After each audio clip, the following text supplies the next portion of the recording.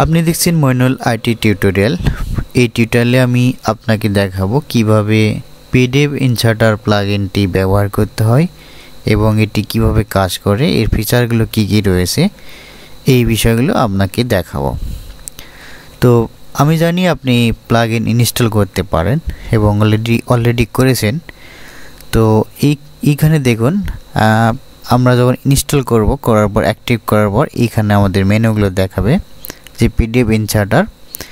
ডান পাশে দেখব যে অ্যাড পিডিএফ, অল পিডিএফ আর শর্টকাট আর আপডেট। তো প্রথমে যে কাজটি আমাদের করতে হবে সেটা হচ্ছে শর্টকাটে ক্লিক করে দেব। শর্টকাটে ক্লিক করার পর আমরা এইখান থেকে এই শর্টকাটটা কপি করে নেওয়ার পর আমরা কি করব, যে এখানে আমরা পিডিএফগুলো দেখাতে চাই সেই পেজে চলে যাব। সেইখানে যাব, মনে করুন আপনি একটা পেজেই দেখাতে যাচ্ছেন। তো আমরা এখানে পেজটাতে অ্যাড নিউ পেজে গেলাম, আমরা রাইট বাটন চেপে অ্যাড নিউ গেলাম। তো এখানে লিখলাম যে নোটিস, NOTICE নোটিস লিখে আমি এইখান থেকে ভিজুয়াল এবং কোড রয়েছে, তো আমরা কোডে ক্লিক করে দিলাম এবং আমরা যে কোডটি কপি করে নিয়েছিলাম শর্টকাট থেকে সেটা এখানে পেস্ট করে দিলাম। দেওয়ার পর এটাকে যদি কোনো পেজের অপশন থাকে, যেমন সাইড বার বা নো সাইড বার এইরকম থাকলে আমরা এখান থেকে পেজের অপশনটা সিলেক্ট করে দেবো। যেমন হচ্ছে এটা রাইট সাইড বার, ডান সাইডে সাইড বার থাকবে এবং তার পাশে এই পিডিএফগুলো দেখাবে। তো দিয়ে আমরা এটাকে পাবলিশ করে দিলাম। তো পাবলিশ করার পর দেখবেন এইখানে ভিউ পেজ থাকবে, আমরা ভিউ পেজে দেখব। তো এইখানে ভিউ পেজে গিয়ে দেখবো যে এখানে নোটিস নামে আমাদের পেজটা ক্রিয়েট হয়েছে আর অল পিডিএফস দেখাচ্ছে, নো পিডিএফস অ্যাভেলেবল। এখানে এমআই পিডিএফ ইনসার্টার অর্থাৎ আমার প্লাগইনটির যে নাম, সেই নামেই এই ডেমো দেখানোর জন্য এই ওয়েবসাইটটি করা হয়েছে।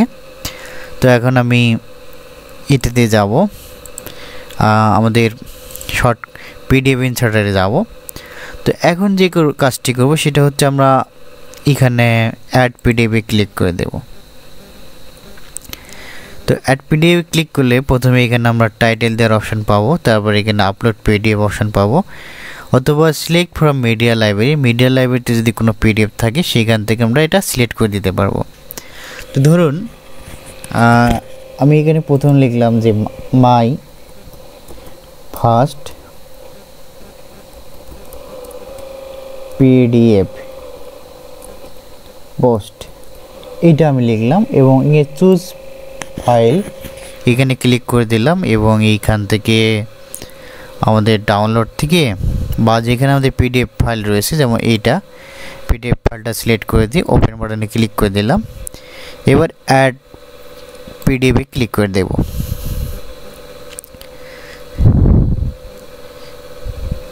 তো আমাদের পিডিএফটি সাকসেসফুলি অ্যাড হয়েছে।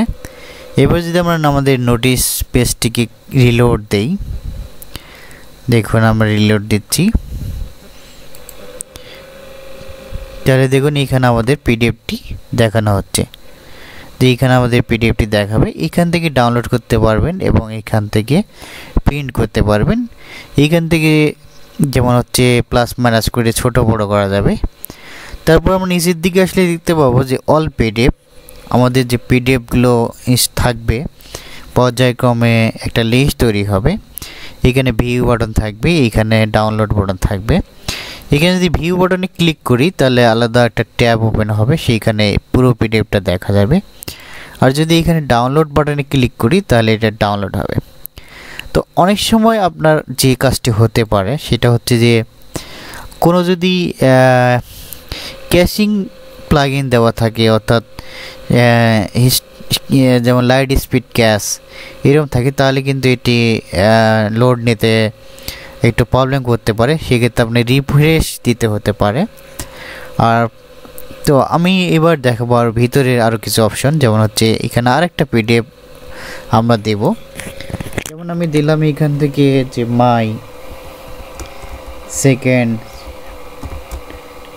পিডিএফ ফাইল, এটা আমাদের টাইটেল। তো এই টাইটেলটা দেওয়ার পর যদি মনে করেন আমি এটা এখান থেকে সিলেক্ট ফ্রম মিডিয়া থেকে দেব, তো মিডিয়াতে গেলাম। তো তো দেখুন এখানে যে পিডিএফগুলো রয়েছে এই পিডিএফগুলো যেখানে একটা সিলেক্ট করে দিলাম। তো ইউজ দিস পিডিএফ সিলেক্ট করে দেওয়ার পর অ্যাড পিডিএফে ক্লিক করে দিলাম। তো এইখানে পিডিএফ আপলোডের দুটো অপশন রয়েছে, মিডিয়া থেকে দেওয়া যাবে এবং নতুন আপডেট করা যাবে। দেওয়ার পর আমরা যদি এখানে আবার নোটিশ ফাইলটি দেখি, তো আমাদের রিসেন্ট যে পিডিএফটা থাকবে যেমন হচ্ছে মাই সেকেন্ড পিডিএফ, সেটা এখানে বড় করে শো হবে এবং নিচের দিকে আমাদের পর্যায়ক্রমে কিন্তু 1 2 3 করে এরকম 10টি পিডিএফের এটা লাইন হবে, সারি হবে। তো এইখানে আমাদের পিডিএফটা থাকবে এরকম পিডিএফ। এটা যদি ভিউ করি তাহলে আমাদের আবার ভিউ নিয়ে যাবে। তো দেখুন যে ভিউ নিয়ে গেল। তো এটা গেল হচ্ছে আমাদের ফন্ট ইন পার্ট, মানে হচ্ছে বাইরে পাবলিকে আমরা দেখতে পাবো। তো এইখানে আমাদের কাজ এইভাবে দেখতে পাবো আমরা, এটা অর্থাৎ শর্টকাটটা আমরা যেখানে দেবো সেখানে এটা এরকমভাবে দেখাবে।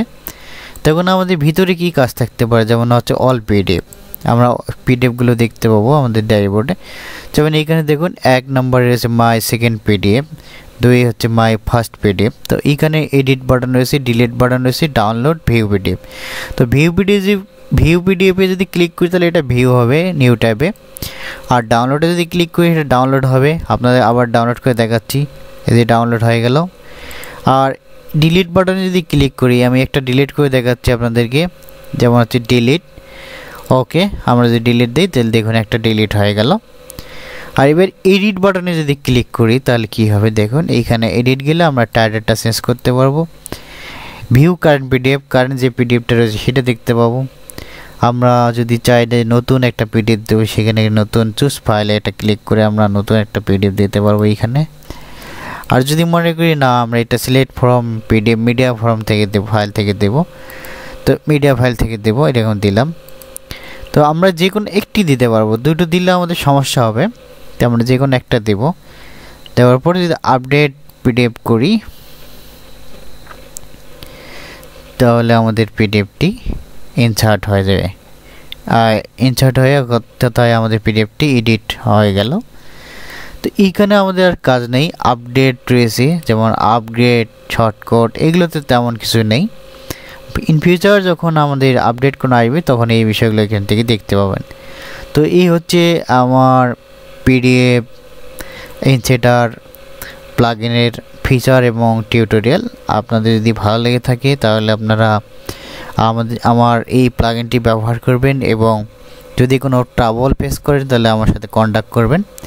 পাশাপাশি আমার ওয়েবসাইট ভিজিট করবেন এবং ভিজিট করে সেখান থেকে হেল্প এবং সাপোর্ট নিতে পারবেন।